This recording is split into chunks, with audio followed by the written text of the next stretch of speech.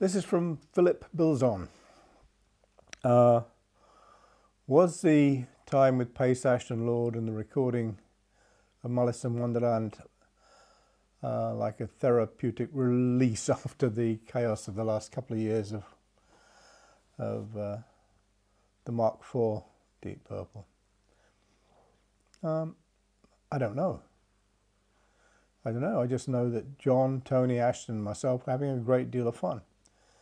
And surely that's what it's all about. We thought we'd try something a little different. I think we made a really nice record. We did a few shows on stage which were somewhere between glorious and calamitous. And it ran its course quite quickly. But I'm very proud of that record. I think there's some great stuff on it and some really good playing from everybody involved. This is from Steve Conway.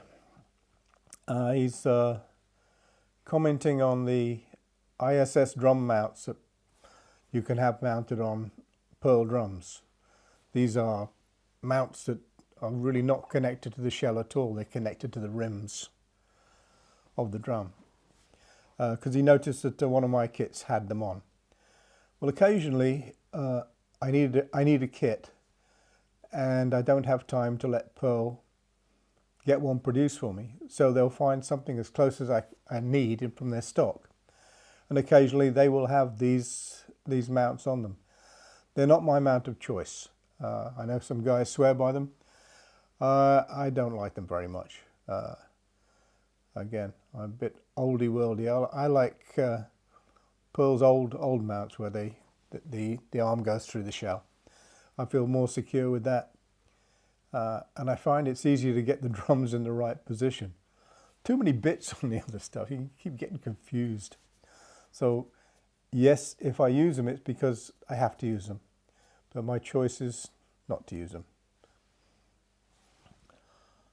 So this is from Marcelo Suarez. He noticed a few shows I did wearing a t-shirt with the name Don Bosco on it. Did it have any particular meaning for me? Well, not really. For those of you who aren't Italian and don't know who Don Bosco was, many years ago he was a priest who used to look after children in need, children in trouble, and very, very revered in that country. Anyway, I did a drum clinic somewhere there, and the venue we did the clinic in was connected to a religious order. And I remember that the Mother Superior of all the nuns there, she came and had a great time, and at the end she presented me with this t-shirt. Said thank you very much.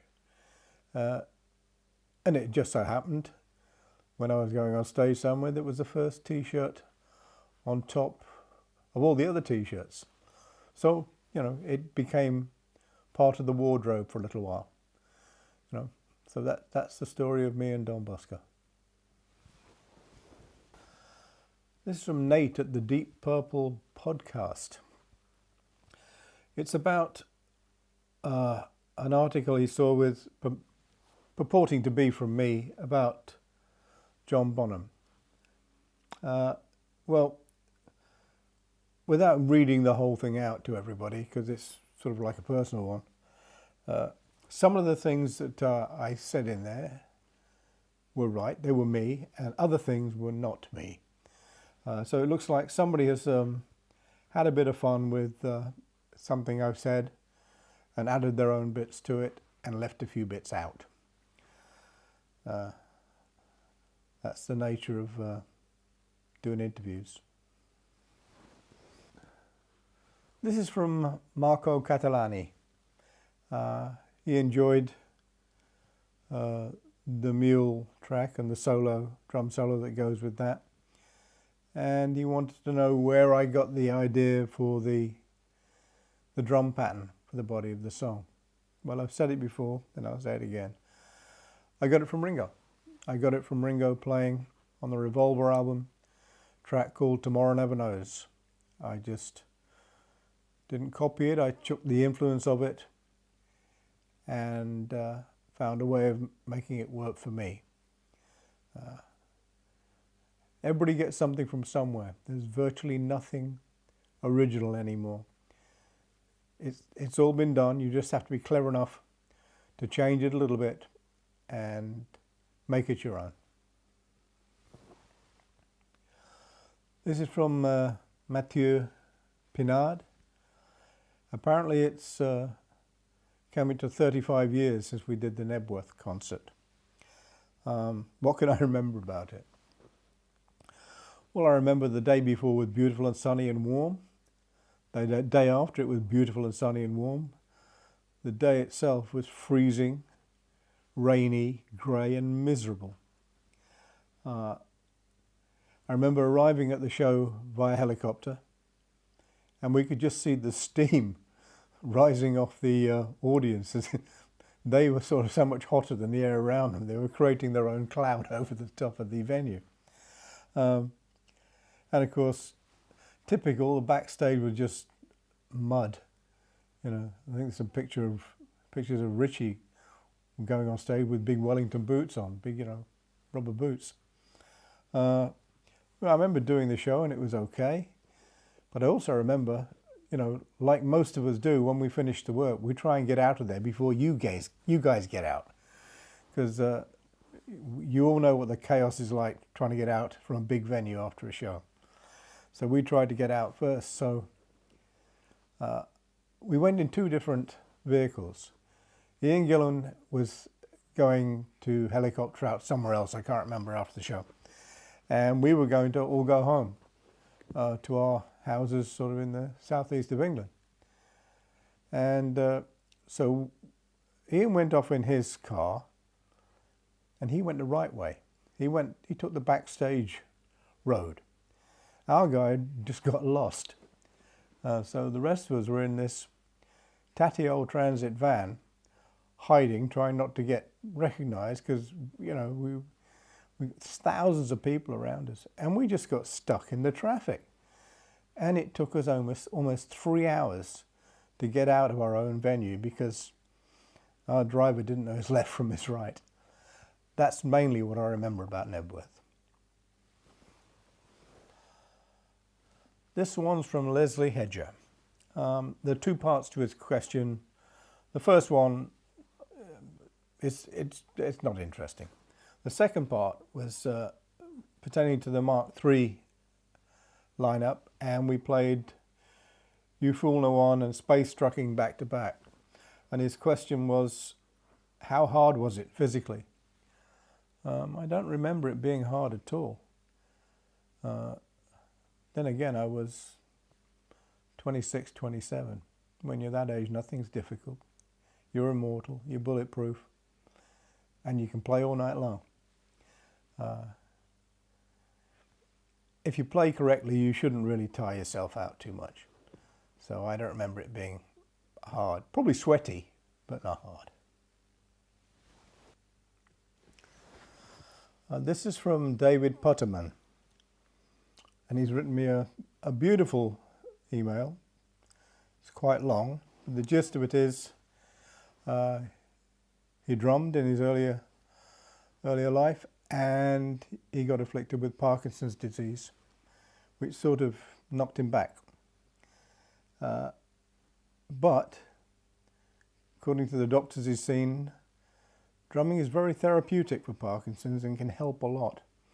I think it's probably to do with the fact you're having to make your body coordinate 2, 3, 4 things at the same time. And maybe that's very helpful. All I can say, David, is I hope that your drumming is at least making you feel happier. And if it's making you feel physically better, well, more power to you. And the last part of David's question was, would I have any ideas about recommending something to enable him to get some of his mobility and coordination back together? I can't. What I can say is, the more you do it, the better you get at it. and it definitely won't hurt you. And if all you do is make yourself smile, surely that's a result. So this is from Russ, a jazz fusion drummer. It's relating to the Vincent Price video we shot in Berlin. He noticed that the drum kit I was using in that video was not a Pearl.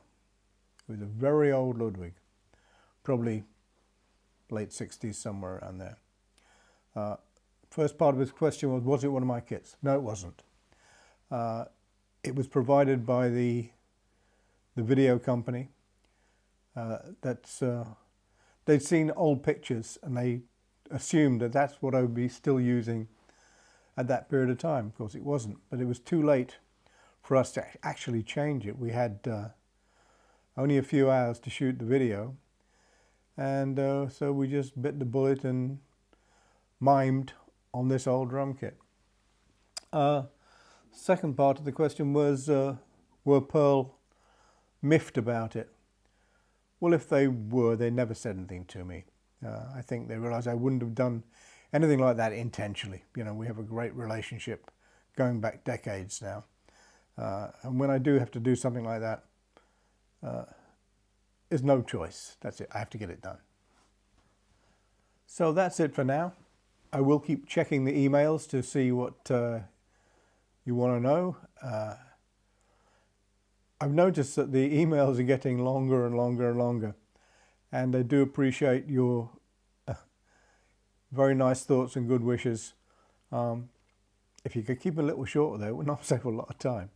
And a question, please, is a question, not 7 questions or 10 questions. It's a little unfair. If you give me one big question, then I can share it around a bit better. Okay, ladies and gentlemen, that's it. I'm out of here.